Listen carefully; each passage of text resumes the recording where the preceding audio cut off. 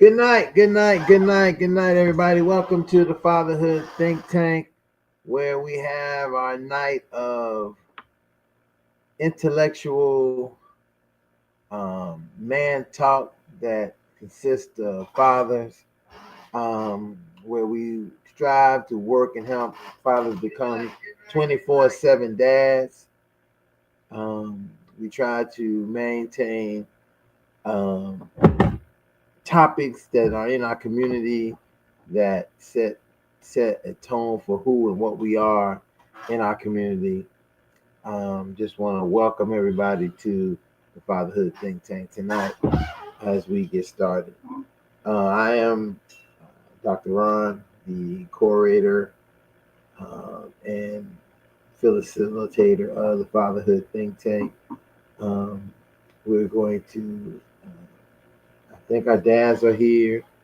Uh, I see them. Um, I'm just hoping that they can hear me. Um, Again, let me just tell you, this is not like a script or something where it's all playing together. This is just like a meeting where dads, if you are watching, if someone shared this with you, hit on the link, come on in, and let's talk and let's talk about the topic tonight. We have a very exciting topic that was brought to us by one of our fathers who I think has a very valid point to ask the question. And that question is, does black men lack leadership in the black community?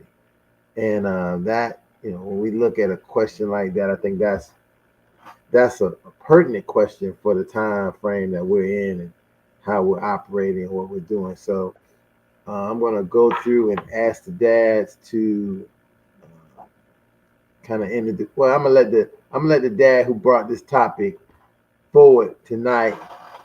I'm gonna let him introduce himself first, and then we'll touch base with the rest of the fathers. Good morning, everybody. Well, sorry, not good morning. Good afternoon, good evening, one of them. Good afternoon, everybody. Let's see. Good afternoon. Okay, good, you can hear me. Yeah, how y'all doing? Yeah, I say Brent, but I'm Taylor Burton. Based in Broward County. I'm the host and founder of the Our Own Opinions podcast. I couldn't wait to have this conversation. Um, Unfortunately, I got to make a store run, so I'm gonna put my headphones in and definitely tune in. But but let me see. Yeah, does black men lack leadership in the black community, man? This is gonna be an interesting conversation. But yeah, like I said, I'm based in Broward County, host of our own opinions podcast, and love to hear from everybody. All right, thank you, brother Ralph. How you doing this evening? All right, good. All right. You like me to answer that question? No. You just introduce yourself. How many kids you got? Yeah.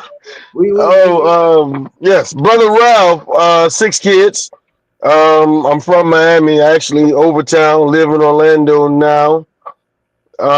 6 kids, 4 grandkids, and I was off tonight, and when I saw this topic, I like it. I like it a lot. I like it. I look forward to hearing the various opinions on this topic also. Yeah, man. I know that's right. Um, I don't know. Lightborn, Gene, look like you guys y'all caught in the time warp.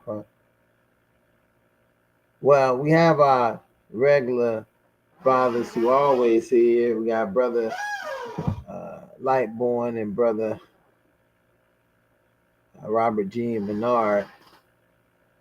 Um, Oh so yeah, we here. You can hear me? yeah. Okay. Good evening, gentlemen. My name is Lionel Lightborn. I'm a father to a tribe of 7 young adults, 3 young women, 4 young men, and 2 grandchildren, a grandson and a granddaughter. So it's always a pleasure to be here. Can't wait to get into the topic.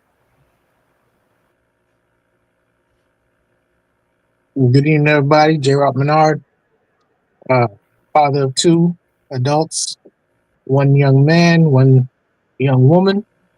Um, Good to be here. Always good to be part of the conversation. Fantastic. So let's get to this conversation on the way. Um, Tay, I really wanted to come to you before we even start talking about the conversation, and maybe even you share some light on why you suggested that we have this conversation about this. I know I have a good idea why so because the conversations we've had, but I think people out there in the audience world, people listening, they might want to hear why. They may even think that we're not even thinking about this, but here you are, a young man, father, and you're thinking about that. So I just wanted you to share some light on why did you present this, introduce this topic, and where you think this conversation should be going. Oh, yeah. I thought about this topic. I kind of was scrolling and seeing something um similar to it. And like I said, I always talk to. I try to talk to like older guys. I try to talk to my friends, and always try to like elaborate or tell them like the presence that that us black men have in our community. Um, and it was basically more of like um just talking to older guys and hearing like their response to it, and then talking to my age, a generation younger than me, um and it's really like I wouldn't say it's a cry for help, but it's a conversation that us men really need to have, honestly. So if I could answer the questions, answer the question, definitely before I get on this flow run, this store run is I think is do we have a do we lack leadership? And me personally, just doing my observation of everything is like I think it's both. I think it's we lack because we could blame it on um what you call that the mass incarceration. You could blame it on um the government assistance, with the young ladies kicking us out. And another thing I say we can elaborate on is when we do become successful as black men, the first thing that we do is we move out of our neighborhoods, and also when it comes to black men, like I'm raising a daughter as well. When it comes to a lot of black men, just speaking on black men, I'm not trying to speak about other race. When we speaking on black men, when we raising our daughters, a lot of us are unfortunately raising them to be so independent to the point where like depend on daddy for everything. Not saying you want your daughter to depend on the man, but depend on daddy everything. And sometimes your daughter, if you didn't move out of the neighborhood, your daughter's still in the neighborhoods, and it's like she feel like she doesn't need a man, or she only need a man for one or two things. You know what I mean? She doesn't try to get that type of man that's to your equivalent or better than you. So I think we lack leadership in plenty different ways. Like plenty different ways, but. It's more to say, but I definitely like to hear also from like everybody else of like, you know, like their say so of how they, how we feel black in our communities. You know.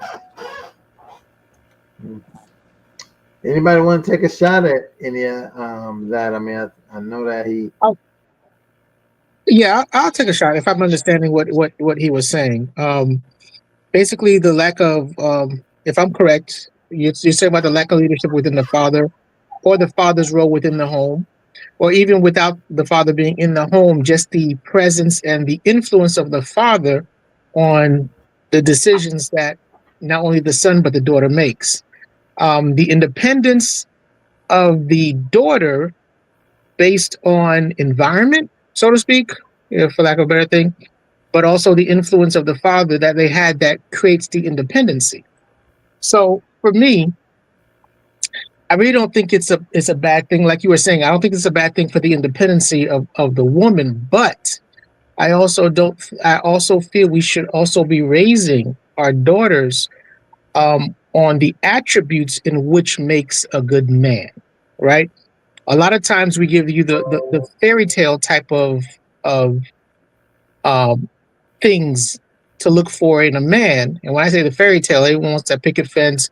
Oh, they got to do this. But I think when we start to look at what a man is, it's defined differently by different people according to what it is that they're looking for. And that's the attribute wise, right? So when it comes to a woman, it's a matter of finding a man who's going to respect you, who's going to provide for you, and like you said, do things that a father would do, but also lead, right? And leading, and a lot of times I think men mistake leading as dominating, and leading is not dominating. An effective leader looks for other sources and opinions, and Lightborn can back me up on this. That when you also look at it in the biblical term, leading is also seeking wise counsel, and the Bible says that, and counsel from the others within your home. So if that's the woman, your wife, you're seeking that counsel. The ultimate decision lies on you, but you do seek that counsel so you get that wise you can have a wise answer, so to speak. So when you start talking about women, right? And I think that's what it is that we're not teaching them to be discerning when it comes to the men that they're picking. We're not reinforcing the fact that you need someone like me or who's going to treat you better than I do and also respect you as a woman. Um, and I'm not saying that that goes for every household. I'm just speaking in general terms because oftentimes we think that the example itself is enough. Well, we got to remember that people learn three different ways. They learn by listening, they learn by doing, and they learn by watching. So if your actions don't match what you're preaching, remember the experience that they have is going to default to what they see and what they feel they know. So you can say you want someone who's going to respect you and listen to you, but if you don't listen to them and they feel they're not respected, they're sometimes going to default to that same type of person that you are. So first we have to lead by example with the actions that we have. Then we also have to show them by the people we hang out with, because that's also an influence. Because you could be upstanding guy, but everyone else in their environment is completely different. And if they're stuck in that environment, like you said, you as a father may leave, but they're still there. They don't see anything beyond that. So we have to show them something beyond that. And I think the last thing, because I don't want to hog up all the time, but I think the last thing is I said, showing them by example by the person that we hang around, but also instilling with them a pride in themselves. Because once you start to instill a pride in themselves, but also allow them to be humble within themselves, you're going to change the type of person that they're going to automatically attract. Right? Because some people will look at them and be like, you know what, I don't want to go ahead and deal with that because that's too much. And when I say that's too much, I think you tend to weed out the people who are in your environment based on the way you carry yourself. So some people automatically, as a default, say, you know what, she won't even mess with me because of the way that she is as a person. And so you have to instill that humbleness, but yet that pride within herself to not just take anybody, but to take the right person. Hopefully I'm making some sense. Yeah, you made sense. This one thing too. To the guys on here, you could tell me if I'm overthinking it or if I'm wrong. But when I made the comment about the daughters, also it could be the moms play a role too, because they could say you could talk to this guy and have a boy at the age of whatever, but just don't tell your dad type thing. But not even that. But I was thinking about something like last year. Well, not last year, probably like years, because my best friend, he has a daughter. He had a daughter. I think she's starting to get into the maturity age, and I might have a daughter. Also have a little niece who's younger than my daughter, And I was just thinking about something one day, and I was like, I don't want my daughter. And, you know, I'm gonna say something. I hope y'all don't take this the wrong way. I don't want my daughter to basically, to basically, how can I put this? I don't want my daughter to, I want to say, get a man that's going to treat her like her father. Necessarily, I don't want her to equal to, like, I don't want to equivalent me to the man that she's going to date, because the difference is, I'm your dad. I can't have sex with you. The other guy you're going to give your body to, so it's way two different things. As a father, I'm to protect, provide, and to shield you. When you're finding someone else to date, you're giving him your body. You know what I'm saying? You come from my body, but you're giving your body to somebody else. So I feel like I think men try to teach their daughters that, but I think it's just it's psychologically something that's so different, because I don't want my daughter to be so into who I am as a man to the point where she tries to find someone over to that equivalent. But he can't give you what I give you. You know what I'm saying? Because I'm giving you stuff because you're my daughter. But you have to put in work when it comes to that relationship, because now it's sex involved. Now it's, like you say, is a man leading involved. You following, then you're leading on certain circumstances. So I think man, we get too caught up with that. Like I just thought about it. I thought that was like just me. I don't want, because I can't. I can't sleep with my daughter. Like, I'm not sleeping with you. We have a father and daughter relationship. You still have to put in work when it comes to that other guy. I will give you everything, supposedly. There's a lot of things that you don't have to work for that I give you. You know what I'm saying? But I don't know what y'all think about it. I thought No, about no, it. no, no. Listen, listen. I hear what you're saying, but it's you have to understand. Okay, so when you say, I hear what you're saying. So then, if you say you don't want someone who's going to treat my daughter like I treat them because I'm the father, right? So then you don't want someone who's going to protect her. You don't want someone who's going to give her affection. You don't want it, you got to understand that they're not looking for a father. They're looking for the treatment of someone like their father. So let's just say you're a hands-on person, you like to build things.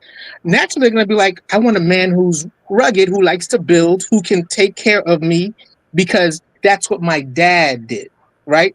So it's not that it's a bad thing. And I get what you're saying, because you're saying now, well, sex is involved, but still, you still want the core attributes, because you're not, you know, I get that he's going to another level with sex, but you still want those core positive attributes for your child. Someone who's going to protect them, because that's what a man does. He provides security, right? He provides finances, not just finances, but also he provides affection. He provides all these things to the woman that he's with.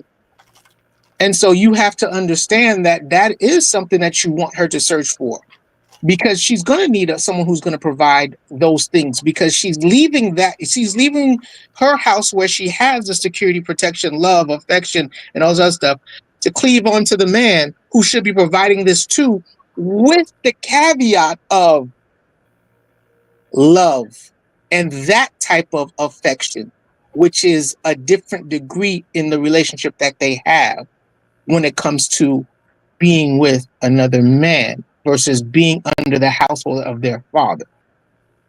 Yeah, but Naturally, go ahead. Go ahead, but bro. Gene, I hear what he's saying, and I think a big part of this is that this is not just with. I think we don't we see he's describing this with father, but I think also this is a thing with mothers as well, and I think this is something that I'm noticing and starting to really put into a understanding, is that people begin to have these pseudo relationships with their parents. And in those relationships, they believe that those parents, their parents who are obligated to do certain things for them, obligated because the parents brought them into this world. So there is an obligation and expectation that the person that I'm going to be with, people start getting the idea the person I'm going to be with should do and be like my mother and father.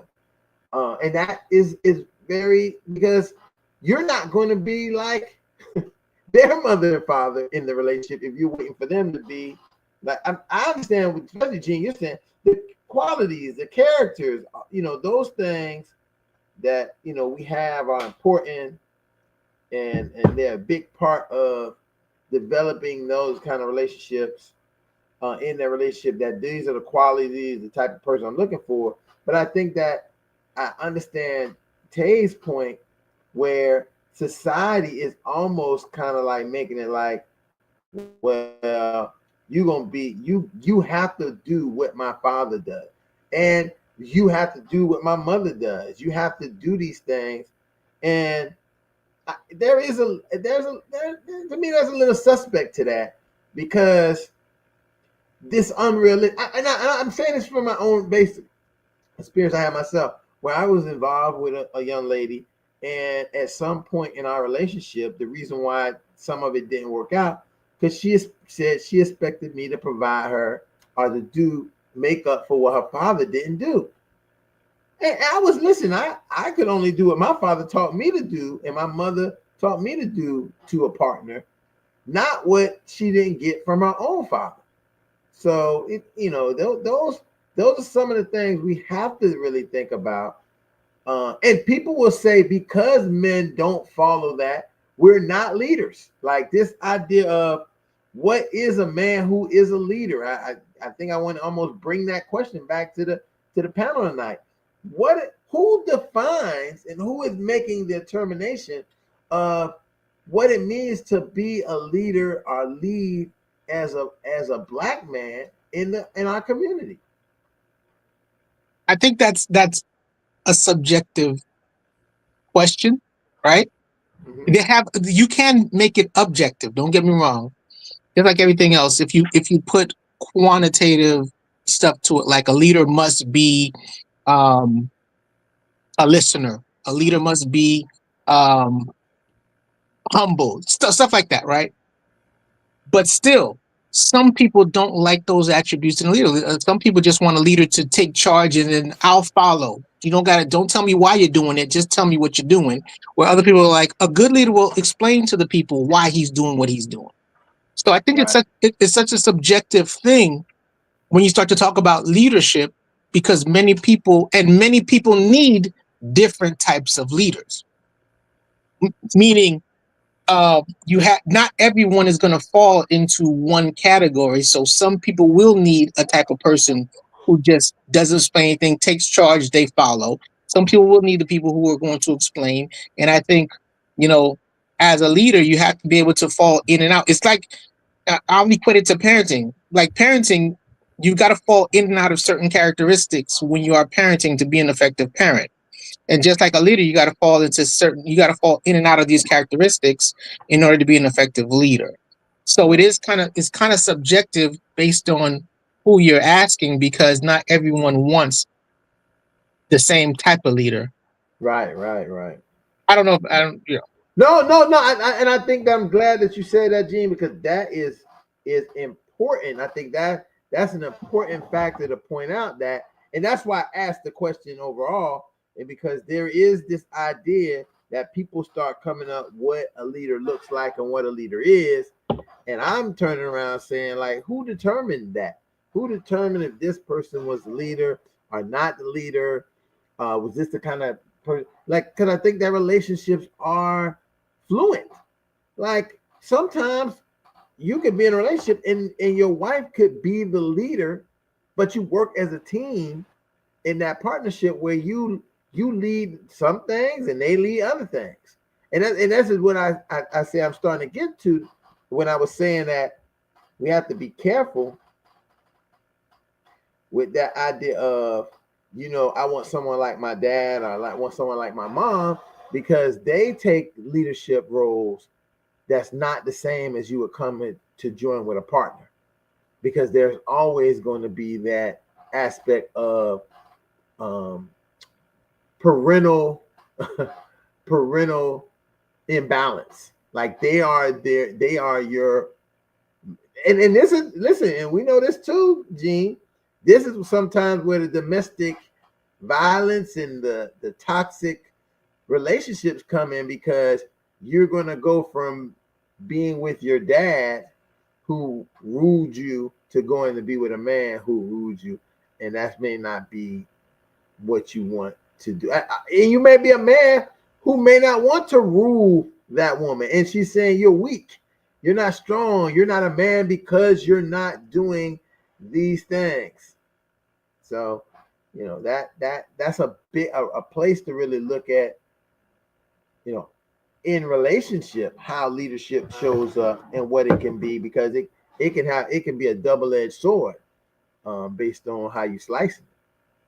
I definitely agree with that, because you have it where relationship, when we start, okay, so when we start talking about relationships, I think it goes on a little bit different tangent for me, and in the sense that you're 100% right. You're going to find some people who are like, you're not man because of the way the behaviors that they're, or characteristics they're used to seeing, right? I think we can't take away the fact that a lot of things are environmental when it comes to relationships, because it is what we see and what we've been exposed to, right? Some people um may never want to be in a serious relationship with anyone, because of the fact of where they came from and what they experienced, and even the short-lived relationships that they've been in may have jilted them. Is that the right term I'm thinking of? Yeah, jilted lovers. Yeah. See, so it, it it then comes to say, okay, so when we start talking about relationships, I think we then have to say, okay, so what is your idea of what a relationship? Because all grew up on, like I was saying earlier, we all grew up on those Disney fantasies. Like, I want a man who's going to sweep me off my feet, who's going to take me out to dinner all the time, or I want a woman who's going to be this way, and they're going to be so feminine, and they're going to wait for me to do this, and they'll listen to everything I have to say. Well, that's not how it is. Like every other relationship, it's a give and take. Absolutely. And you have to know, and there's a thing that I always do with people when I talk about relationships. I always ask them, give me 10 attributes you want in someone, right? And they list them down, and I say, okay, give me two, like 5 that you can't live without. Give me, the 2 that you say that you could do without, and then give me 2 that you have where, whether or not they have it, it's good, but it doesn't break it, right? It Right. doesn't break the relationship. Mm-hmm. And you'll find that a lot of people, um, I find a lot of people never really thought about that. Like, what is it in a relationship that I'm searching for that the person has to have without a doubt, because this is what I'm looking for in that person. Listen, Gene, I'm going to put a perfect example of that. As people know, there's this show called Pop the Balloon. It's on YouTube. People watch it. Shout out to them. It's really good content. To me, it's really good content and nice. But I think it also exposes our dating and our relationship objectives and things, just like you described. Because normally the young lady asks people, tell them what they're looking for in a person, right? And the people tell these things that they are specifically looking for. Then she asks them, um, what are deal breakers, right? And a lot of times the people say, oh, the things that I'm looking for is for the people not to do them is a deal breaker, right? And I almost sometimes say it's because they don't know what a deal breaker is yet. We've kind of pushed ourselves. Even at some point, you see people pushing themselves to say, "I need to come up with everything for this relationship already." And I think that is a failure. Even when we look at leadership for us as men and as fathers, we don't have to have everything already planned out and scripted for it to be successful. And I give you great evidence. Every week, these shows that we do are not scripted, planned out. The only thing we get is the topic, and we come forward. And whatever we bring brings everything into play. So it is this idea of kind of being fluent, being flexible, going into this saying that this is what I want to do, this is how I would like to do, and taking what I love to say is wise counsel of the people who you are, who are either you're leading or they're looking to you to lead. You can't, because if you're leading, once you start leading in one way, you no longer be a leader, you become a dictator. And dictators usually don't think about what other people want or how they want. They're just thinking about the cause of what they want and how they think it should go based on their own experience, even if it's detrimental to everybody else around them, everybody in their community. But we got we have a front row seat of that right now in our own country. Someone who is thinking about themselves and what best benefits them, and all the people who know that around that person, who says, oh, well, we can kind of slide things in and do things of this nature. You kind of have that kind of leadership kind of thing going on right now. And it's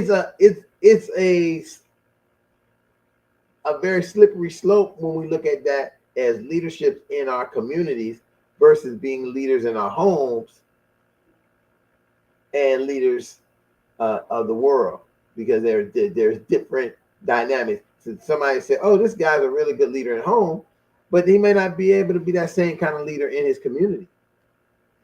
He may not be that same kind of leader in his job. Or he may be a really good leader at his job, but doesn't have the ability to be that kind of leader in the home. So there is I think always room to move, to operate, to reevaluate, to in many instances reframe what it looks like and how it feels, what leadership means for you as men, and mainly as fathers, because you have some, one thing that you may do as a man, there's many things you won't do as a father, and you're the same person at the same time. And that's something I've always kept very true. Some leaders look at things very different based on what their position is. A male leader who is not a father may not think about and may not activate things that a father leader may think about and activate. So, thoughts on that? I mean, well, Ron, you guys said who sets the standard when it comes to leadership? And I think that question should be, you can answer that question with a question, which is what sets the standard? So it's never a who, right? And if it is a who, it's going to be Jesus Christ. But what sets the standard is love. You can't lead unless you love. It's almost impossible. I haven't seen particularly a good leader, but even a bad one. You understand? I can say to some people, and most people probably, Adolf Hitler was a terrible person. You understand? But when he led that movement in World War II, the level he made in trying to conquer the world, you understand? For his cause and everybody that followed it, he was a great leader. You understand? It's a terrible example, but it's still a true statement. And so, and guess what? I agree. Listen, Lightborn, you're 100% correct, because it almost reinforces what I said. He was a great leader for the people who needed him to lead for what they needed and they felt they wanted him to lead for. Correct. Now, we're not talking about what was the results of that. We're talking about that these people, he did not dictate to those people. He followed those people and led them to what they wanted. But we got to understand. But again, we getting all deep into understanding and knowing world history. And, in America, we only study America. Right, but I have to bring up the controversial ones because, to a certain extent, guess what? He loved his people. You understand? Now people say, "Oh," and I'm like, "Well, no, he loved his people." Now, if he had what they call, remember I told you, love is a standard for leadership, and I'm going to get back to that point, because if he had what they call the complete understanding of love, what love is, rather. Remember I told you, leadership is not a who, it's a what.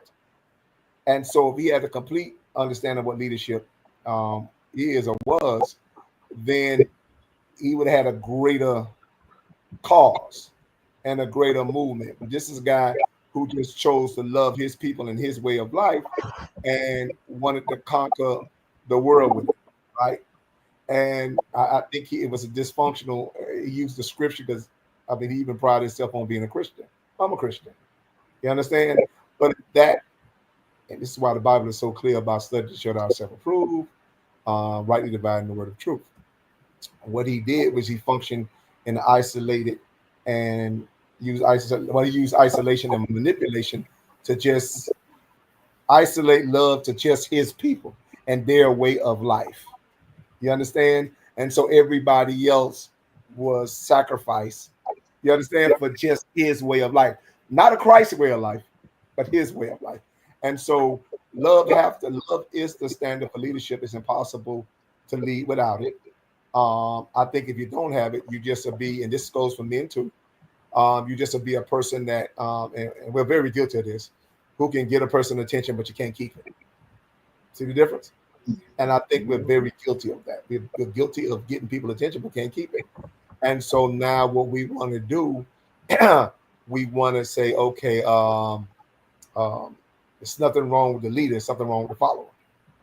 But you don't get that privilege as a leader. See, a leader already know that.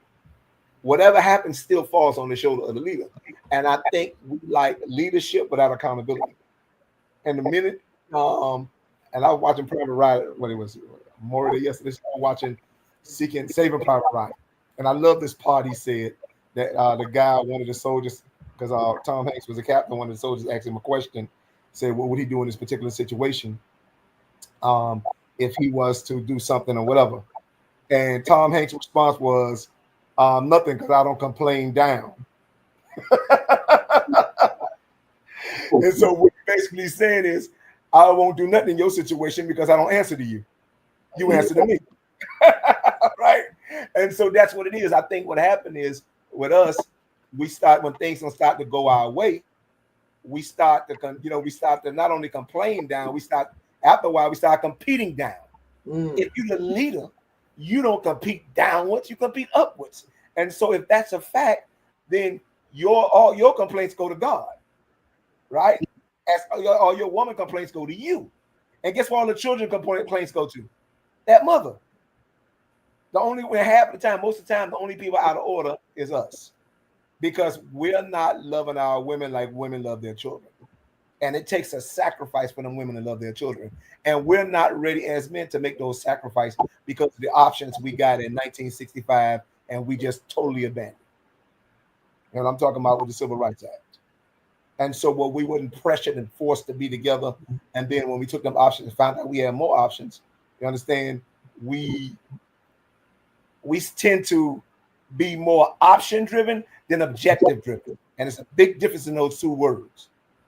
Option driven means choices and all that other stuff. Objective mean cause, right? And so if you got more, and we function in a more option mindset than a cause mindset, or an option mindset than what they call objective mindset, then there you go. Ergo, you're gonna have more levers than leaders. And a woman is wise to know that and anybody's wise to know this because you got to be in the forecast. That's a wise woman to say, you know what? Statute studies and everything says that this man is more likely to be a leaver than a leader, and she should protect herself in that asset, as opposed to treating leavers like leaders. Hell no. You should raise your daughter to know what the difference between a leaver and a leader. And so don't be mad. She kind of talking about she ain't got, I don't know, she got a lot of foresight because a wise woman will prepare herself. Even if she's married to you, she still can prepare herself for even if you fall. That's a wise woman. But before she get that one, I'm like, you got a lot of women that will, and again, they are wise. And that's the problem. That's another problem with us because we think we're wiser than them. I'm like, most of the time they're wiser than us because they want us more than we want them. That's our problem. But I'm gonna leave that right there. I don't say it too much. I don't know. Oh, you said a lot, bro. Said a leaver instead of a leader. I'm just coming on. What, brothers? Thank you again for this, brother Johnny Gaspar, father of two. Great to be on the show. Uh, got caught up in another meeting, but I'm glad to be here. And the question was, the black men lack leadership in the black community, and I wanted to get clarity from you, Dr. Ron, in reference to that particular phrase. Are you saying we as black men don't have leadership in our community, or we're not leading in our community? I think that it's open for whatever you bring into the table, Johnny. Gotcha. I don't think we are saying, and I think that this is a great part about, as I said, about this atmosphere and being here. We don't have to say, "Oh no, Johnny, you got to talk about this." Wherever this topic is taking you to talk, let's go there, because I think this is where we're not expanding our minds a lot of times, being able to even look at, because leadership is leadership and it's going to connect like a web eventually, no matter what and where people are talking about it. Especially if we're talking about leadership as men, leadership as fathers. So you can shoot your arrow any way you want to shoot it. But from just listening to Brother Lightboard expound on on leadership and love, and as a man in the household, how we are to lead down and not, I mean, lead up and not down, and who we are to go to with our complaints. When you sit down and look at that from a father perspective, you understand what the expectation is. But when you're not in the, and that's why I wanted, my question is, when you're not in the household, when you're not a father in the household with the mother of your children, how is your leadership then looked at? Brother Lightboard, I want to get your point on that, because you shared we ought to not complain down. And as a father in your house, if the other parent who may have the majority of the time with the children, and this is just me talking for what I've observed as an attorney handling family law cases for many years, if the other parent is the one with the majority of time sharing with the children, how do you as a father not complain down in certain instances? Because obviously that's not you shouldn't be complaining down as often, but she's the one that has more of uh, the impact, or the what's the word I'm looking for, the influence in the child's life. How do you not go about complaining down sometimes to her while still complaining up to God? The labor. Okay, that's not a problem at all. What we don't see, because a lot of this stuff, I think we just lean more to the controversy because it gets the controversy of relationships because it gets more likes, it gets more attention. But there's a very silent sacrifice and a silent wisdom that happen in relationships that actually change the trajectory of relationships and your leadership because of your leadership. So here it is. Here's how your baby mama, right? And something may be seem embarrassing to you is actually an empowerment to her. Say, you listening? Now, check this out. Hey, listen up. Let me just paint this picture for you. Let me tell you what's true for me, and this is true, real stuff. I have four children. I got four children from four different women. All of those women had their first child. Their first child is mine.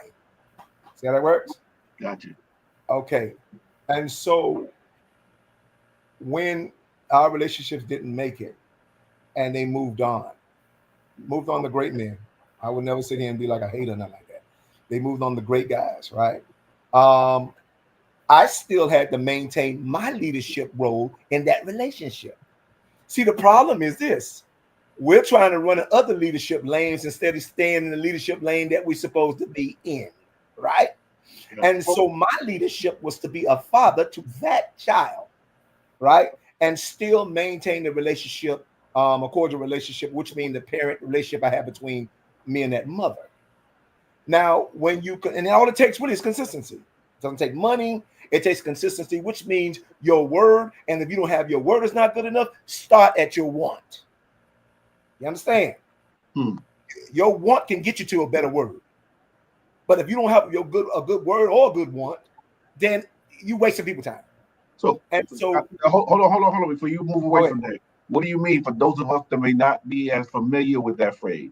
What do you mean if you don't have a good word, start with your want? The want is the consistency, and so I wanted to be in my child's life, and so by the time matter of fact, all four of them, by the time they met their significant other, right? By the time they met their significant other, I was a consistent. I was a staple in their relationships. You understand? So the guy didn't have to figure out where I fit in. He knew where I fit in. Now you're gonna love this part because it gets better. And that man will see that baby father literally like he see that woman's father. That's the kind of power you got. You don't know it because you set the standard. You had your presence let that woman know that, wow, she got to involve baby dad. He's like that. Oh, he was consistent like that. Oh, he's responsible like that. So it makes him have to step his game up. Got it.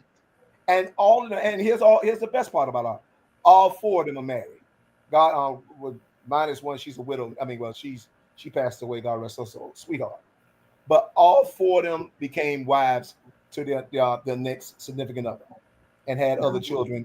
But the relationship and the respect was consistent, and we had so much great relationships with all of them. This is what I'm talking about, leadership. Because at the end of the day, leadership is just expanded relationships, and leadership built on more leadership. Because I depended on their leadership, not just with my children, but their husband leadership with them to strengthen my leadership. Gotcha. Okay. Can I say something? Okay. And the thing about it is, it's not a competition; it's companionship. But if you see more competition and companionship, that's where you shoot yourself in the foot. There you go. Go ahead, T. Go ahead. Oh, okay. Hey, I'm mad because I went on this store run and it's a lot I had to talk about. Definitely with the mature older man on this podcast, but I'm gonna get to it. But back to what Mr. Lightborn was saying was,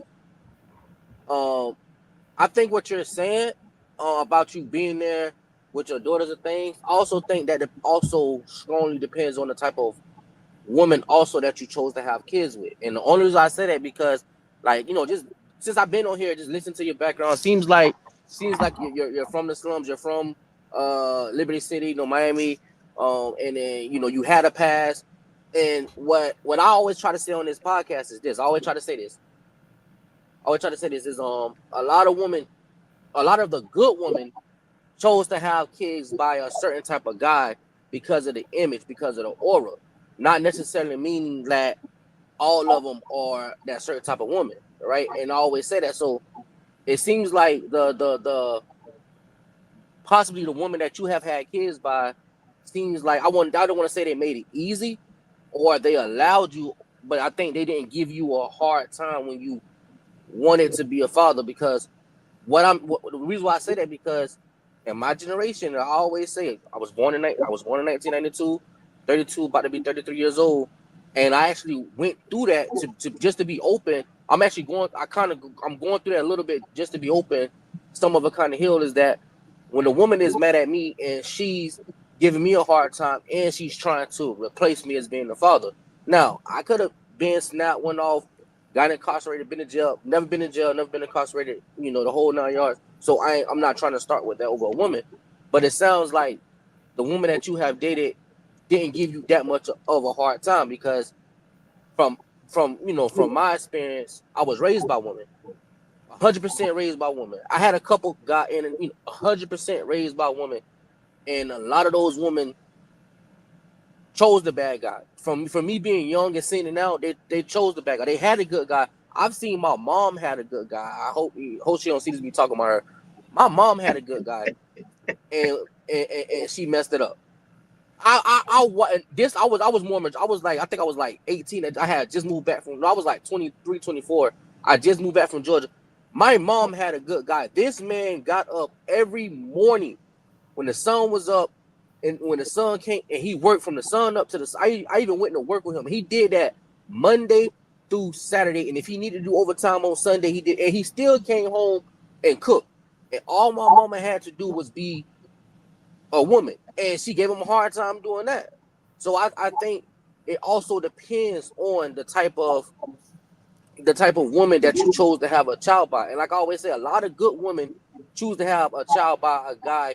I don't want to say that you was a horrible guy, Mr. Lightborn, or you was in the streets. I don't want to say it. I'm not saying that. I'm not saying that.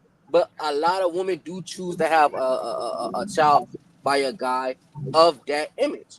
And when years go by, yeah, they are a perfect virtuous woman. Like I said, I see it now. I see it now to a lot of the women that I talk to. You know what I'm saying? A lot of women I talk to. A lot of them are a lot of them are different. But the type of guys that they date ain't shit. And sometimes they have a child by them, and that leads to the type of leadership that their kids, like you say, Mr. John, that their kids is led by, is that type of leadership. So I understand exactly where you're coming from, but I'm going through that when I get into it with my daughter's mom at that, and I see she's trying to replace me. Me and her, we go at it. She have done some of the most disrespectful things and said the most disrespectful things to me that I could have, had a case by. But I'm not doing that. I'm not going to jail over no female. So I Smart. understand. I'm That's how I answering see this. stuff. Tell you, I'm answering because I don't want you to have no um No, assumptions. no Assumptions. misconceived perceptions about you, huh? Yeah. Miscorrect. Yeah, I don't. Yeah, that's what I don't want to judge. Okay. Yeah, yeah. All right. Remember, I have four. I have four children from four different women. Okay. I don't want you to think that like that's a Cinderella Snow White type situation because it's not. It's just as complicated. It's No, just as I'm not complicated. thinking that. It's just as complicated as it sounds. I think the most dangerous. I could use the word danger because it was at the time. Dangerous situation for me is with one of my kids' mothers. Is when she met a guy. She put a guy who loved her up against a guy who loved her child. Mm. Let me say it again. She put a guy who loved her up against a guy who loved her child. When that happens, because again, remember I told you, leadership, standard, whatever. I didn't realize this until hindsight. This is where the wisdom and all that stuff come in. You got to earn wisdom, and sometimes wisdom come by way of sacrifice. I didn't see this until afterwards, but what happened is when you put a man who loved his wife up against a man who loved his child, we was at odds. Mm. This is a good man or a good man fighting against a great man, right? Because both of them fighting for something, both are fighting for something that's worth dying for. That's a fact. Gotcha. He's willing to die for his wife. I'm willing to die for my child. That's the odds we was at. That got so we got into a physical altercation. People got hurt, and I got it. We went to court, and it got so severe that even the judge had to like change his trajectory. And judges don't change their trajectory, but at this one particular incident, the judge did. It was by the grace of God and God alone. That's why people say, "What you doing, God?" I'm like, because I can show you God in every aspect of my life. I was in 100% contempt, right? I went to a domestic violence court, and I don't want to believe that they changed it for me, but I went to a domestic, not to call it domestic violence, what they call it, because I didn't get nobody got arrested. No, when they did the order against you, Restraining order.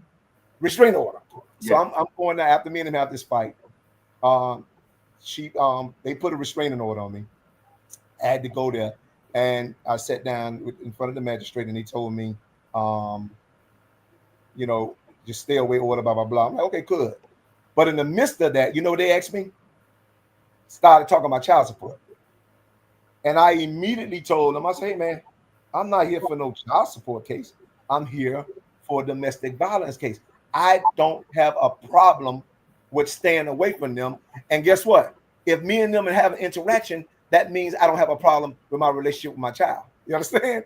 Yeah. Because if I see them and this altercation came as a result of my child, how do this become a child support issue? Right? And so at that particular time, God will bless you with the right thing to say. And so after a while, the guy asked me, well, he said, what did he say? The judge said, he don't give a damn if she buy pearls. This is literally his words. And I'm like, oh, okay. I'm like, well, No, I'm not here for no child support issue, and I stuck to that real. So I'm here for, restraining order issue. And so he got irate. I got irate. And he stabbed. He said, I couldn't see my son for a year. This is a true story. He stabbed Wow. up. I couldn't see my son for a year. And I flipped out and pushed all his papers and threw it at him. I was like, I guess I was 50% away from assaulting this judge. 50%. And so he backed up the bailiffs. They were kind of old. I'm like in my real, like mid to early, no, I'm in my early 20s. And they stood up, and I stood up and looked over his head, and there was this big ass plaque that said, "We who labor here seek only the truth." I never forget this. And I read it to him. I said, you guys, and this time, I mean, I'm flying off. It doesn't matter. The words are just flying. And I was like, you got this shit standing over your head. This is exactly what I said. I said, you got this shit sitting over your head saying, "We who labor here seek only the truth," and y'all letting this shit happen to me. Those are my exact words. And you know what that judge say? My judge, old guy. He looked at me and he told the bailiffs, he said, "Let him go." Now, if God ain't real for you on that story, then he just ain't real for you. But for me, I knew he was real at that moment. But then when I looked back and realized what we were both fighting for, none of us was bad guys. You understand? Yeah. Don't be about who was right and who was wrong, who was a good leader, who was a bad leader, who was a positive, who was wrong. Like, no, we were both positive. We just both decided to have, I mean, she put us in the position, the most dangerous position to fight for something that's worth dying for on both ends. That was the most dangerous thing. But when God prevailed and that peace prevailed, that's when we became. I guess what? I left the best part out. I didn't see him for a year, and I kept taking care of him. So I kept everything I would do when I saw him. I kept doing it and dropping all this stuff to his grandmama house. Kept dropping to his grandmama house. On Christmas, this man put his wife in the car with my child, and they brought my child to my house, and me and him talked like men. He said, "Man, I couldn't sit there and watch you take care of your child and you not be a part of his life." And we never had to go back to court, and we had a good relationship ever since. That's a true story. So don't never think it's easy, Tay. It's never easy. Yes.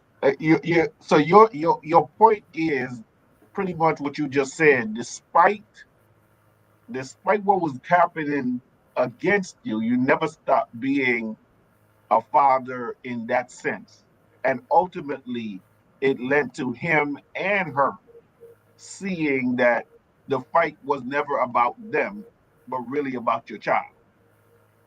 Well, it was no, it's not so much that. It was that's half of it. But the fight was about his right to love her and my right to love my child. The thing about it is, and this is where the part you're gonna have to really understand, Tay. I had to still love her enough. You understand? Because you can't say I'm gonna love this child without loving the mother. I don't care how you. That's not gonna happen. You got to figure out how to love that mother in order to, and that's the problem. And that's gonna always. No. Remember, I told you. You always say people gonna be a leader. I'm like, it's impossible. I'm gonna be honest with you. You will never be a leader without love. And if you can't figure that out, how to love, because love actually leads. Lead does. You got love to lead. And because I was able to love my child the way I did, she didn't make that decision to bring my child to my house. He did. That's the difference. But one thing I felt sorry for him for, because I knew something that he knew too, but we never spoke about. You know what that was? What's that? I know she had still not loved him. You let go of you. She didn't love him yet. You understand? Let me just say it for what it is. She still was not through loving me before she started loving him. Yeah, bro, listen. And I think this is where the difference is in a part of how you describe this light born, right? Because I think that there's another point of contention of fatherhood that occurs not by any of what you just see. You described something where there was still relational, there was still love, but what do these fathers do when the person, regardless how much they love their child or try to love the mother hates them, and she can't show the equal love. She actually does things to sabotage, try to destroy everything about him. This is, and again, this a lot of times it's based on. I remember. I'm always gonna remember. This sister was telling me is the contract and the promise that the guy broke with this woman when he was getting with her, and that promise and contract was during the sexual interaction, the sexual intimacy, the intimacy time. That intimacy was maybe not explained, was not clear cut. It wasn't saying that, hey, you can change me, you can change my mind about this. Those things didn't occur. So now listen, you drunk some of the milk, now you bought the cow. and that becomes, I think, the Achilles heel for a lot of guys who don't have the love base of their child coming from love. Sometimes the kids come from spite. Sometimes the kids come from deceit. Sometimes the kids come from just bad decisions, mismanagement, slow pull out, lack of condoms, drunkenness. I've heard so many reasons of how somehow these people end up with the children. And I still believe that fathers try to do the noble thing. A lot of them, a large majority of them go and say, I got to do what's right by this kid because it's been kind of ingrained in me. I didn't have that, this and that. But sometimes we don't see that's what the women want. Sometimes that's not what they want. Because Ron, go ahead. Go ahead, J-Ball. because a lot of times, Ron, the part of it that's damaged, as you talked about, that contract of intimacy, that part's broken. So because you broke the contract with me, it's hard for me, and I'm talking about from the woman's perspective, to look at you and say, okay, you're gonna maintain your contract with this child. So a lot of times that's why they go into the actions and behavior. And I'm But just but Johnny, yeah. who are they? Who are they to decide who gave? I understand it, and I know the first answer gonna be is I had to carry this child. This I understand, but who gave them dominion over to say what I can do as a man? Well, the same man that you wanted to be, the same man that you wanted to lead you and be with you. Now Correct. you're saying that I don't have the same skills to be what I need to be for this child Because I'm in not their you. mindset, you broke the contract with them. So you are not going to hurt their child the way you hurt See? them. But it's not their child. It's not their child. I'm not disagreeing with you. Oh no, I agree, but it isn't. It's not their child, but it is because guess what? I will come back to this key fact. What the court It gonna is say, Ron? not their child, but it is. You know why? Because they can have the child and get rid of it and not take you into account or say anything or even do anything. You will not have any say so or anything. None whatsoever. The state of Florida says even if you married, if the woman chooses to have an abortion, she doesn't have to talk to her husband. She doesn't have to get his authority, his approval. He doesn't have to sign off on nothing. She can do that without any input from him, which I think is the craziest thing. But from the perspective of the father and the relationship, Ron, I come back to the point where I just think that, and I get what Lightborn is saying, and I share this with all young fathers out there. At the end of the day, you got to love past the hate. And it's hard to do that when you don't know what that means. You haven't come from that mindset. Lightborn's revelation didn't come through because of the fact that he was a child of God from 20 something years old. Because if he was walking with the Lord the way he should, he probably wouldn't have had 4 baby mamas. But we're gonna leave that alone. And I'm messing with you, Lightborn. But from the perspective of age and wisdom, he was able to realize this is going to ultimately get me to where I want, which is being able to be and have a loving and involved relationship with my child. So you gotta love past the hate. And I know I got what Dr. Osborne is saying. I get what you're saying, Tay, when you talked about the kind of women that Lightborn had, and he just let you know it wasn't no Snow White Cinderella chick he was with. She brought the drama too. and created some of the drama as well, but his drama was just different than yours. And that's where we have to I hear what he's saying as far as leadership and loving. How do you love past the hate to be able to lead? And I know it's hard, as especially young black men. It is one of the most difficult things to be able to love past the hate to be able to lead. But that's ultimately what you have to do, whether it's in your job or in your relationship with your child's mother. Because there's a lot of people that don't like you that you might be a supervisor of at a job, and they actually try to make your downfall. How did they figure to get you in trouble?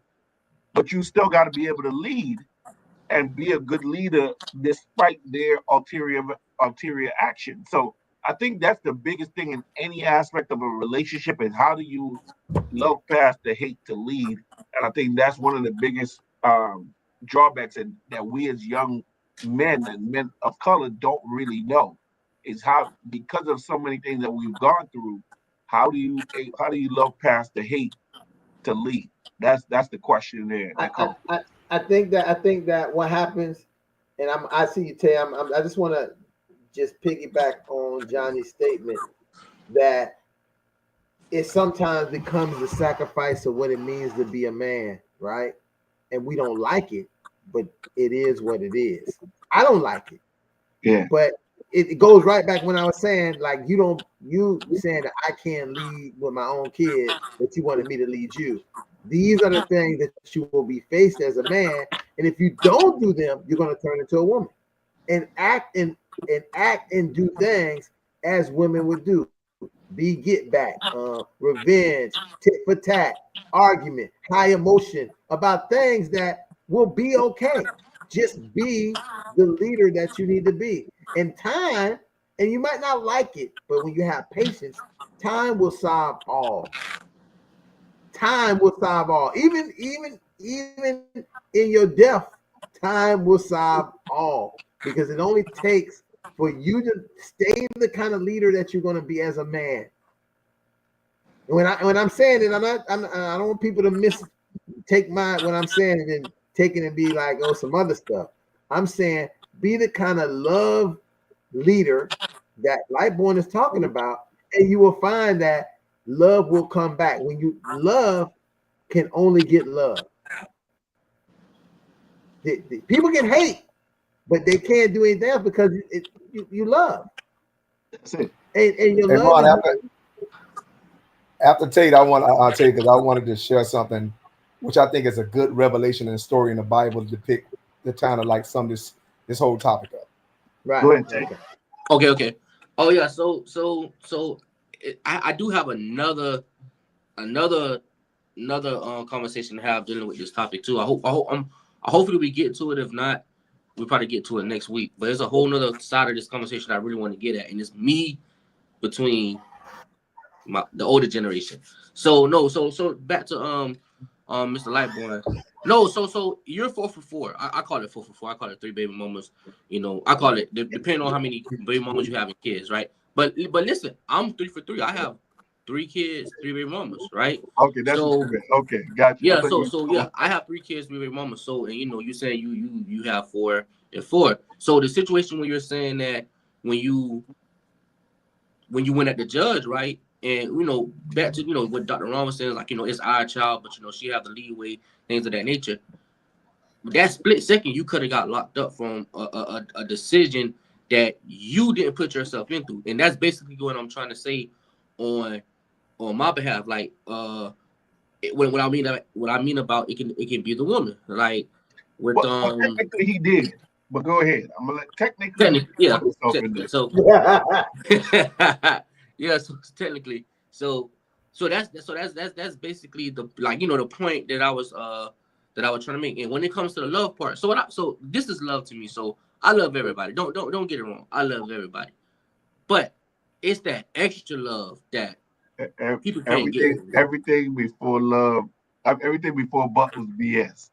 Yeah. You ever heard that statement? No. Honestly, I love everybody. Uh-huh. And I know if you say but, then you're dismissing everything you said before, right? I know that saying, right? Generally. But I do love everybody. I love everybody. It's that extra love that what I mean about she can't get. You know what I'm saying? Like, and I want to say love because even when it comes to respect, like I want to say I don't respect, you know, my all my kids. Well, it's still I'm relatively young, but when it comes to that love thing, like you would never get that type of love from me again because it's always about respect. Once you show me the type of person you was and you steady doing it, then yeah, I can love you from afar. But that type of love that I thought y'all was talking about, she would never get that from me again because you reached a certain limit of disrespect when it comes to me. And I can love my daughter. I still feel like I can love my daughter and not love the mom. But like I say, just in general, I love everybody. That's just me. But when it comes to that type of love, no. Like it would. I know for a fact it would never happen to me because I'm the type of person. Once I see somebody do something to me, friends, family, we could call my mom on 3. My mama know when she does something to me, she know I disappear. She know I would not talk to her at all whatsoever. My mom, sisters, brothers, grandmas, aunt. I don't care who you like. Family wise, I don't care if you family or not. I won't talk to you again once you reach a certain type of disrespect to me. Before you continue, Tan, I know Lightboy has something to say. What I think what we're trying to help you to understand, and anybody out there who's watching this, please, as Ron would say, shares. What we say, Lon? Click here, share, subscribe, all that good stuff. Anybody out there looking at this event, at the end of the day, even if when you are being consistent and loving on your child, you're still loving on her. Because even when you're sending whatever and you're sending the money, you're providing the baby with the food and things that they need, that's you're inadvertently loving on mom because you're taking a burden from her to some degree. And you may, again, you're not intentionally or consciously loving on her, but by doing what you're doing, that's why Lightburn talked about being consistent, being either a man of your word or a man of your want. You want to spend time with your child. You want to be there with your child. So if you're consistently there for your child, picking them up, going to the meeting, going to school, regardless of what it may be that's happening with her, you're still alleviating the stress that she may have to deal with that she don't even realize you are doing. You are still loving on her, and you ain't even realize you loving on her. And that's why when you are consistently loving on your child, you are still loving on her. That's why, as Lightborn said, even when you don't care for her, if you are loving on your child, you are loving on her because you are inadvertently helping her life be easier by doing what you're supposed to do consistently. Go ahead. You want to respond to that? Nah, I see that as this. I think I don't want to be disrespectful to y'all, but I just think y'all thinking too much of it. To me, I'm just being a father. Honestly, I don't see it as the love and taking because it's supposed to take two. That's the thing. Right. It's supposed to take two. So Right. I personally see it as I'm just being a father. If I'm taking slack off you, if I'm doing something that you don't have to do, and it's vice versa as well. You know what I'm saying? But and I think just as black men too, we have to. Well, I think that's a huge problem with us is that when it comes to the leadership question is that we have to learn how to separate it. To me personally, that's just how we have to understand how to separate it. You cannot when it comes to people being disrespectful towards you. When it comes to race and when it comes to just personal in general, I feel like you have to learn how to separate it. I don't see it as loving her. I see it as you're just being a father to your child. No, and I don't disagree with you on that, right? But two things can happen at the same time, even when your mind said you ain't doing one for the other. You know, the fact that you may feel the way you feel doesn't mean it's not happening. If that makes sense, what I'm saying, you can feel how the fact that you don't feel like you're gonna hit the ground don't mean if you step off the roof, gravity ain't gonna take effect. So that's what I'm trying to say to you. The fact that you may feel the way you feel doesn't necessarily mean that what you're doing isn't doing what I just said. What Tay missed, I think,,,, you're also missing a very critical point. how you think your child feel about? I mean, how you think the way you feel about your mother affects your daughter? You think And she how on you board feel with about that? her mama? Yeah. How you think? You think she on board with that? You think she'll be all right? I mean, the way you going off, you think she all right with that? Because I remember when I was a boy, and I love my dad, but he couldn't play by my mama. You understand? And I didn't play both sides of parents. I love both of my parents equally the same. So if they felt bad towards each other because of each other, they kept that to each other. But I couldn't feel comfortable around one, knowing the other one did. You understand? Hey, let me tell you something. Dislike for, and that's the most uncomfortable thing in the world, and it will play on a kid's psyche. Make no mistake about it. And just because you think you didn't say nothing doesn't mean that kid will not be affected by it, and it contribute to all kind of low self-esteem and different things like that. Because if you see, and particularly if you say, you understand, different negative things, and especially if you got a daughter, and that daughter see a reflection of herself, not in you, but in her mama. You understand?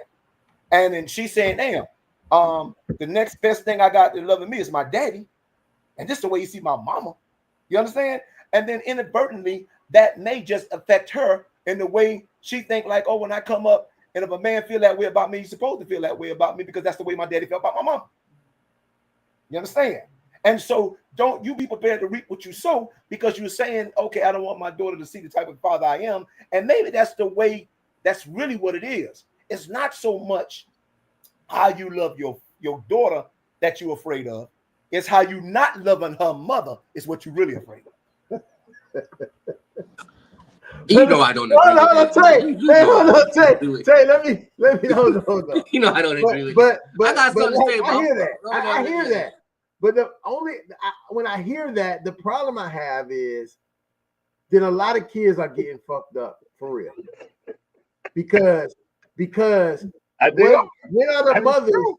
taking on that same accountability responsibility? Because they're not. They are doing things under the opposites that what they're doing is the right thing for their child, Correct.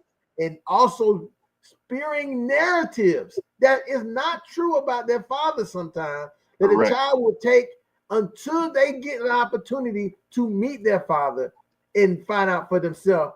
And it's okay. And it's not I've asked if you, and I hate to use this show, but I love it and I watch it so much, Paternity Court.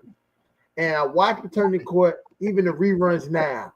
And when you watch that show, you say, these women know if the child is the man. So very few times, and they will basically say, nobody else is him.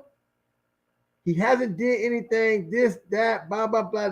Gave the man hell. Man been in jail. The man lost all his money. All these things. And then when that lady pulled that DNA test and say 0.0.0, and it comes a question of, so the man is there devastated, not devastated because of that. He's devastated because he's been fighting, or he's been doing whatever for this child, to love this child, only for this mother to know that he wasn't the person who needed to love or fight or get what he got for that child, and nothing happens. It's like, let's go to the child and let's deal with them. No words are said to the mom like, Mom, how could you do this?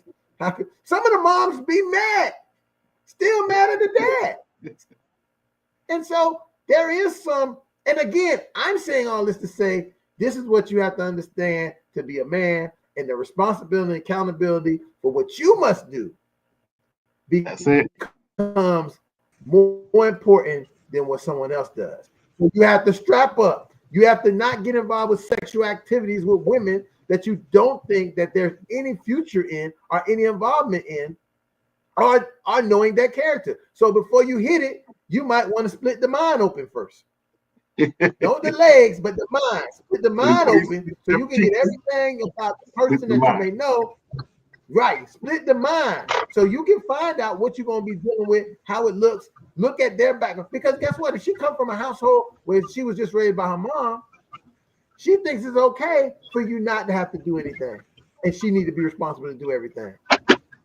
Try that with a household where the girl grew up with her dad. She's not going to let you get away with not. She's going to be dropping the kid off at your house because that's what she knows different from than the girl who will keep the kid away from you as some kind of tool. And you see it all the time. So I'm saying let's not worry about their accountability because we can't control them.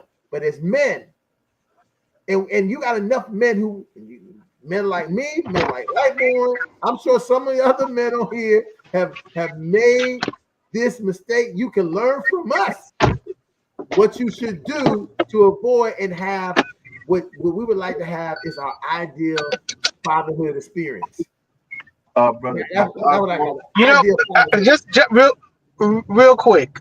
I think, you know, as I'm listening, right, I think the issue that Tay is having, and correct me if I'm wrong, Tay, I'm listening, and the word love, right? I think that's his biggest thing. It's the fact that I don't think you know, when you talk about love, you talk about emotional connection, right? Yeah.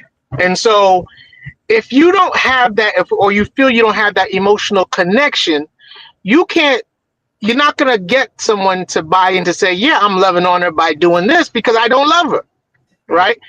I may be showing her respect, which Tay is doing, and I'm loving on my child, which he is doing.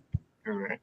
But he's not loving on her, which he doesn't have that emotional connection to say that. You see what I'm saying? So I think that's where the issue is, where he's having when you guys are explaining this to him, because there is no love. I'm just doing what I need to do as a father. And inadvertently, I understand what everyone's saying. Inadvertently, you're showing love to the mom by doing what you got to do as a father.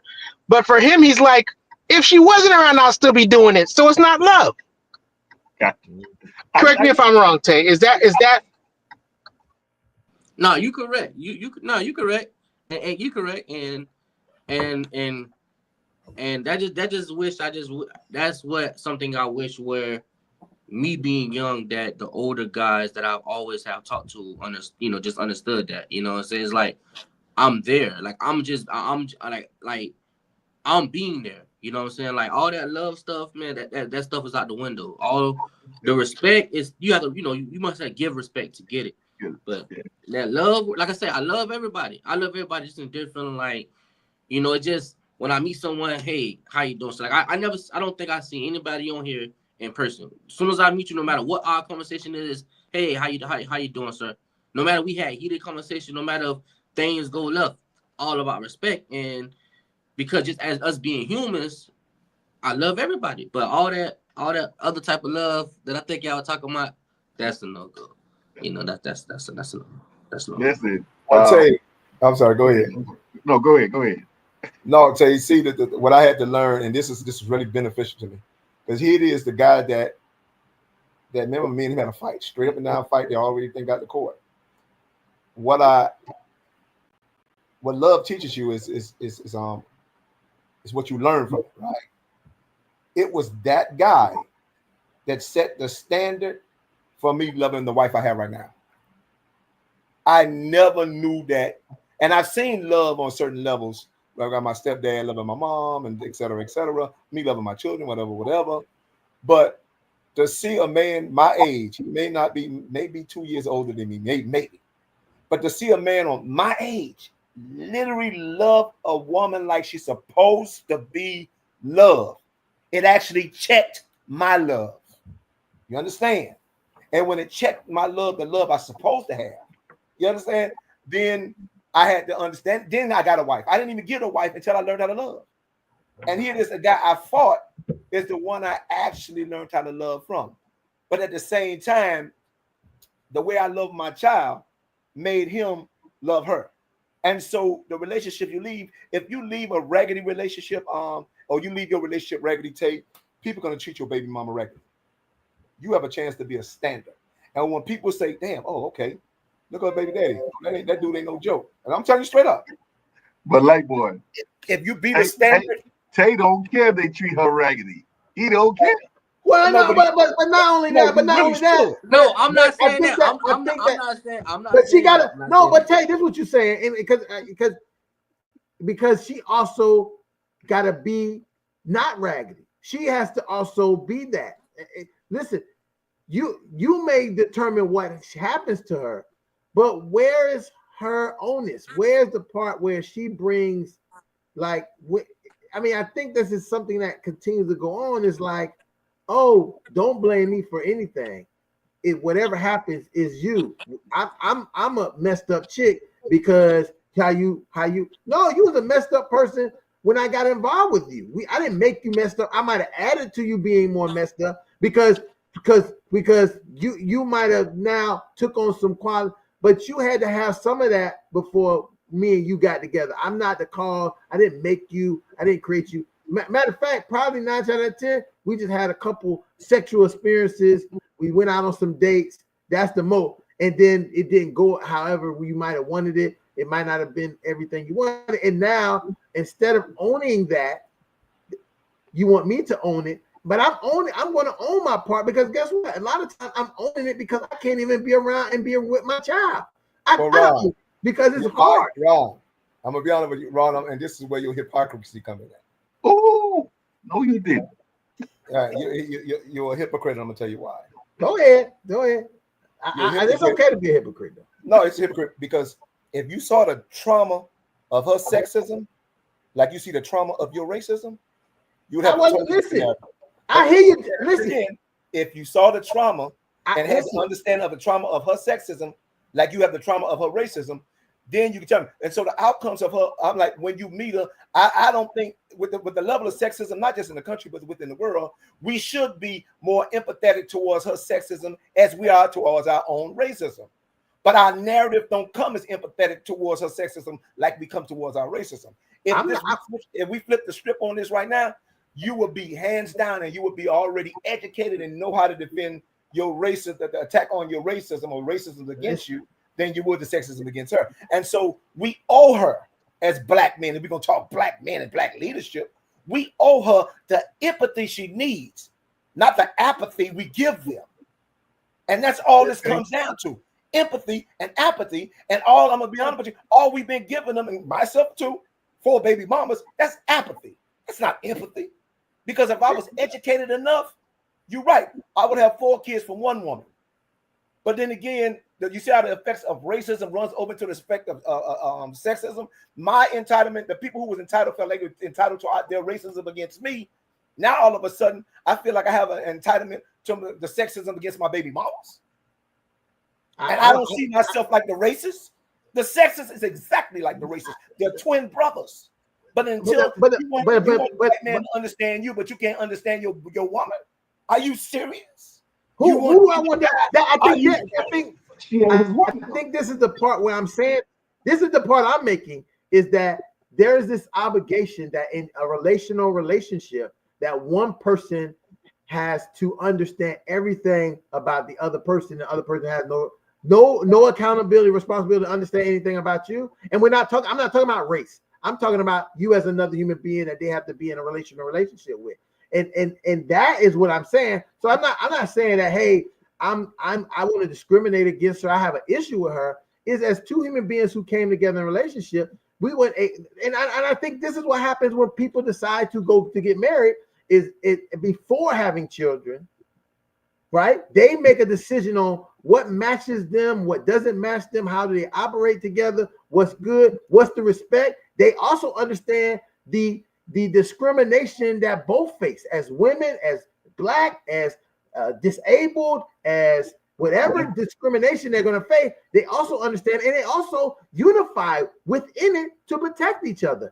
But I'm saying in many of these relationships, people are not doing that. And then we're saying, oh, they get the blue standard for what people who, because there are many people who are successfully married who do support their wives and support even some who are not married who support their baby mom because of the relationship they have established before. And it's not the oppressive Olympics that they begin to push on each other, because that's what happened. People then start saying, oh, I'm this, I'm that. But listen, we both came into this, unless one of us are intellectually disabled and don't know what we're doing and getting involved in this relationship. And maybe if you understand that person was, you are at fault because you shouldn't have got involved with a person who was intellectually disabled, who didn't function in a relationship with you.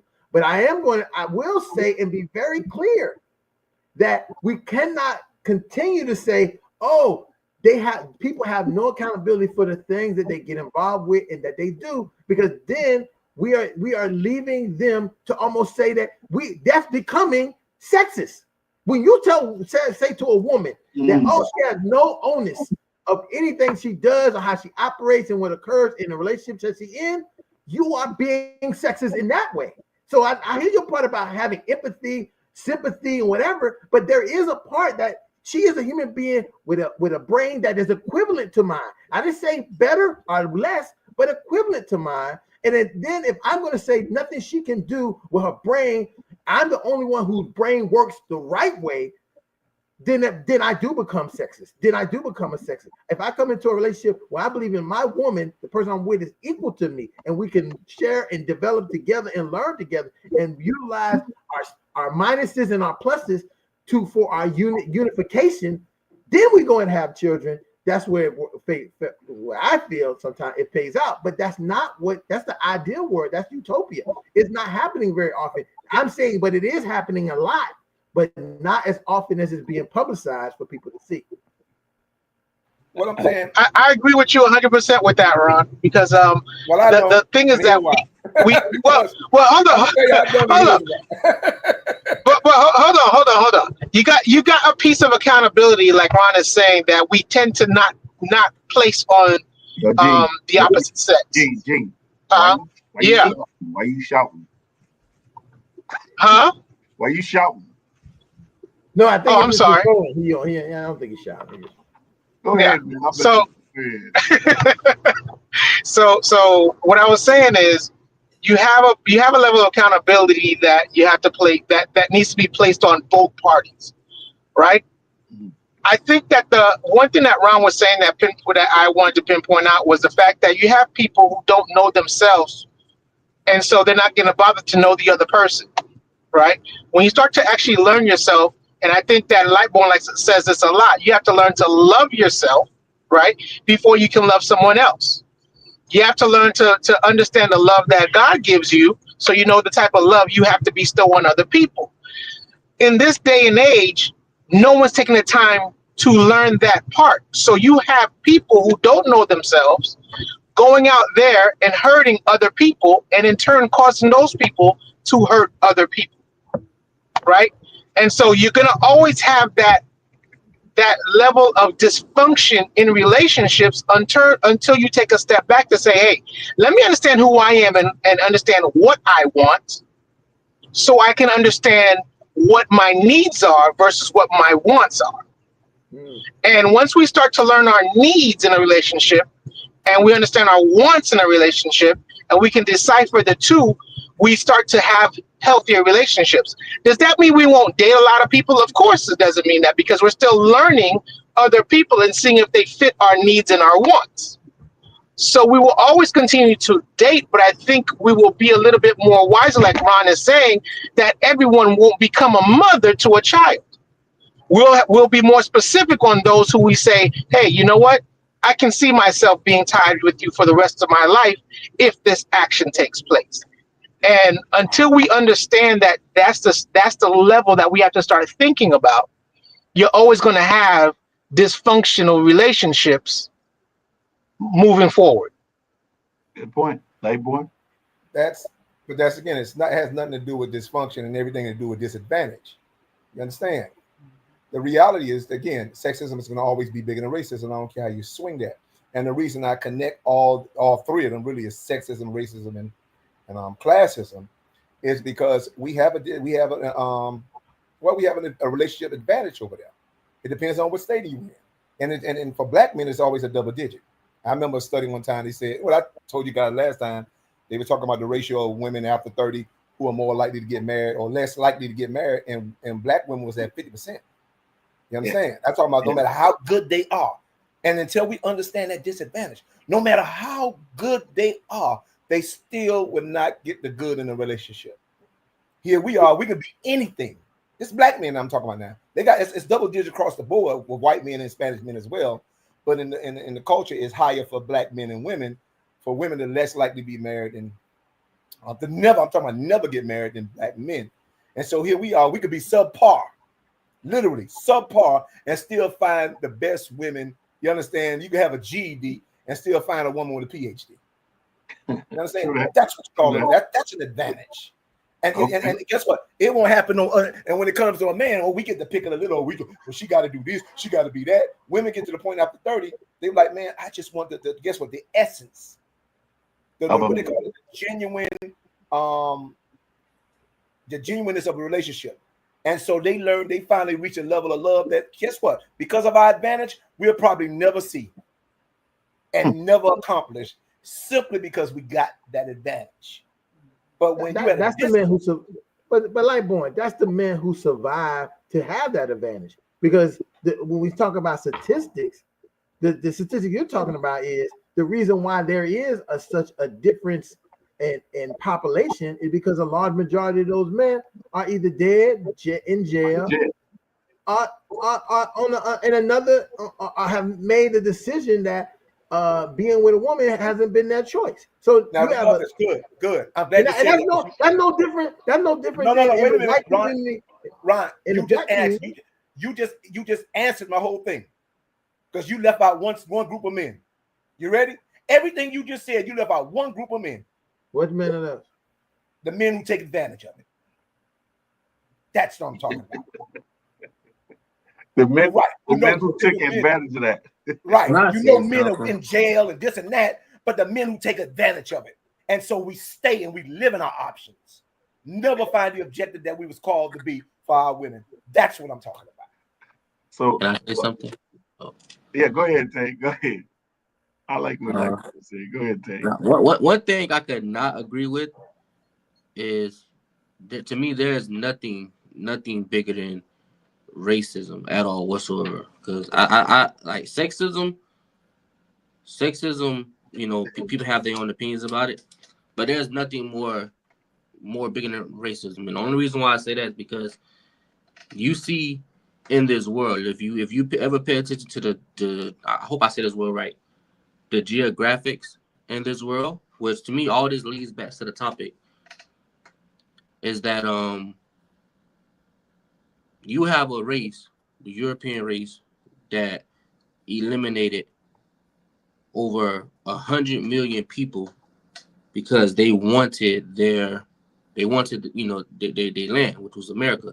You have Napoleon that killed over 20 million people of a different race in Africa. You have, well, I heard something different about the Jews. You have Germany, which killed plenty of millions of Jews, which is a different race.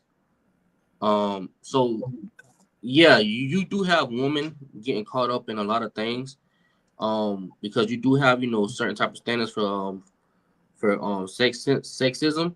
But to me, there is nothing in the history of this world that is bigger than bigger than racism. And another thing is, when it comes to you talking about the guy can have a what you call it? I think you say a GED and find a woman with a PhD or something like that. Mm-hmm. Like I said, I guess I'm just so much younger than y'all, and a lot of times, like I say, I grew up and I'm an observer. I observe a lot.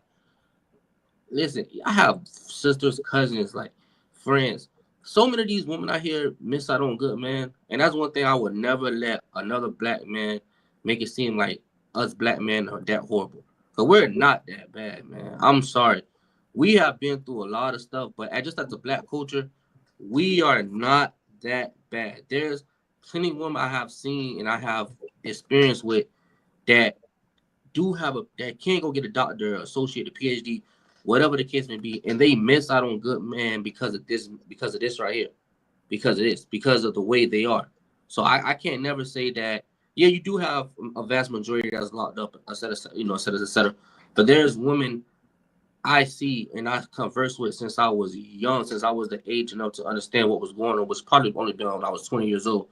Well, actually younger than that. Like I said, I even have a mom on that case. My mom should have been married, but because of this right here, because of this, the mental, that's why they're not. And another thing too, I'm gonna say, I don't want nobody to feel offended. You can't blame a whole culture, a whole black race because of the mistakes you made as a man. The mistakes I made as a man, I can't judge none of y'all on here.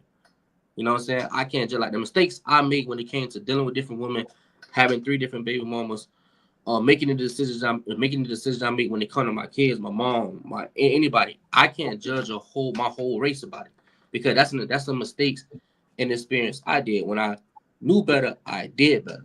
But one thing I can never say, there's nothing bigger than racism, and there's plenty of women out here that should be married.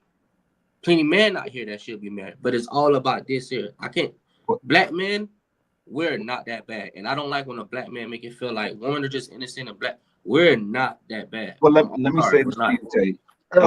Can I say something real quick to his? This is Rob. I've been listening. Let me just say something real quick to the young man about sexism and racism. So I heard the stats you quoted, right? We're gonna fast forward that to modern time. We're not gonna talk about history. Let's talk about Cool J. That's what I call Lionel. He is talking about right now. So when we talk about right now, let me take you around the world. You go to Africa. There's more sexism in Africa than there is racism. Now, let's go ahead and go to the Muslim countries. When you go to Saudi Arabia, Indonesia, which has the biggest Muslim population, when you go to the United Arab Emirates, when you go to Dubai, every country, we're going to go to Iran, Iraq, Pakistan, every country where there's a Muslim population. Ralph was going to hit you at that point. Oh, you there? Okay, go ahead, Ralph. Okay, all right. So every Muslim country, and we're gonna go to Saudi Arabia, the United Arab Emirates. You're gonna go to the Horn of Africa. We're gonna go to Pakistan, Iran, Iraq, Afghanistan. The sexism is on display. That's why they don't let the women go to school past the 6th grade. That ain't racism, my brother. That is sexism. The only countries where you see women that are truly going places is America, Canada, and the United Kingdom, and France, and in Europe. Everywhere else, there is sexism on board, my brother. Don't be fooled because you see the advancements of women here. You go to Central America, Latin America, South America, you go to Australia. When you begin to travel, you will begin to see a male-dominated world that really pushes. Do you know in Saudi Arabia they just was able to drive, man? They just were able to walk outside without a man. Do you know in some of those countries, women walk outside without a male relative, they will get killed, man. They will get killed. So when you say racism, just say in the Western world, and I'm okay with that. But when you talk about the entire world, oh man, I'm talking about the 3 populous places: Africa, Asia, and all. And you put India in there because they dealing with sexism and caste. Hey man, be thankful we in America, because the other countries, man, our moms and sisters and daughters don't have any rights. Brother, but Ralph, I mean, I hear you, but if let's be 100% transparent. United States has never. The United States is the manifestation of all of that, because because many of the countries that you named, that sexism is raw and raw. India has female leadership. Mexico right now has a female leadership. But in India, that's only if your last name Gandhi. If you look at don't go and make an exception, because you're saying that sexism means that it don't matter what the name is. That means that a woman, unlike in America, because we won't let a woman do anything. So when we talk about sexism, we own a lot more sexism in America than other countries do. So I think they're very much so, because we when we do let women do something, it is not pure. It is manipulation of other men.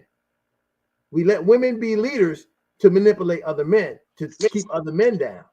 So the men who have that much is true. So the worldwide, because there have been many African women leaders. So when we talk about we're talking about leadership.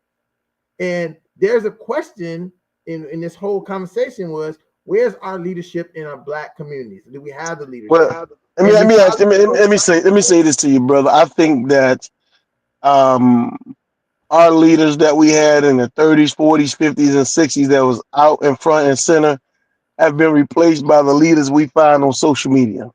I think that social media has tricked us that our leaders are the ones who have the most likes and the most followers, man. But who's And that's leading that? just What gender's leading that though? That's all I had to say. What gender's leading that? the females. If you look online on social media, the bulk people who have the majority of the followers are females. But then Because there they we go. won't because they won't Let me listen let to that. men. Hold on. Well, let me let y'all not be comfortable in your little revelation. Why they But revelation here have goes. some middle? Here goes the reality. You want to hear this here? Go ahead, like boy. A leader's not an influence. He's the authority. That's the difference. So you damn right. They are leading and influence. Because the man, until the man be the authority, the influence will be the leader.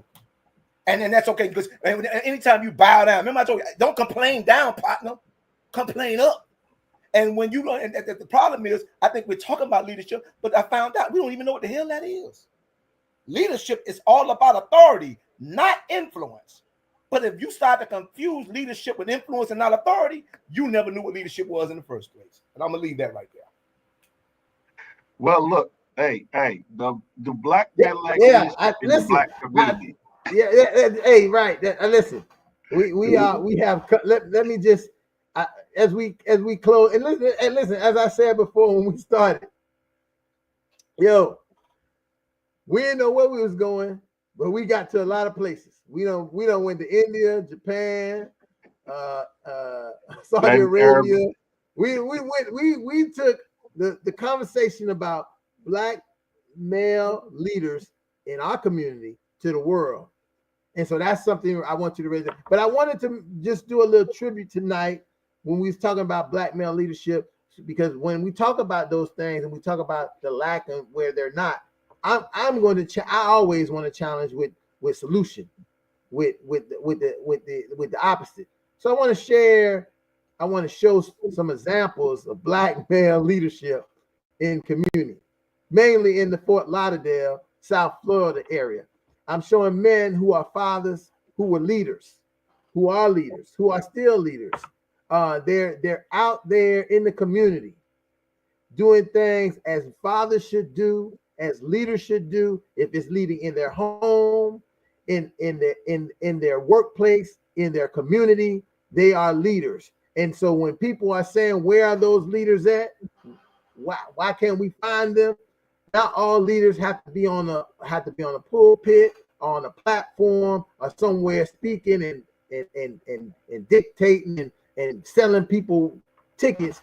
A lot of leaders work at the grassroots level, working with people who are really showing them the models of what they can be, just like them, and modeling leadership in the grassroots form. So again, I just wanted to show some leaders in our communities, and we can name some of these guys and look at them, and they're right here. You can go right, if you see them, walk up to them, say, hey man, I know you're a leader in our community, because I believe that they are, and they always will be to me.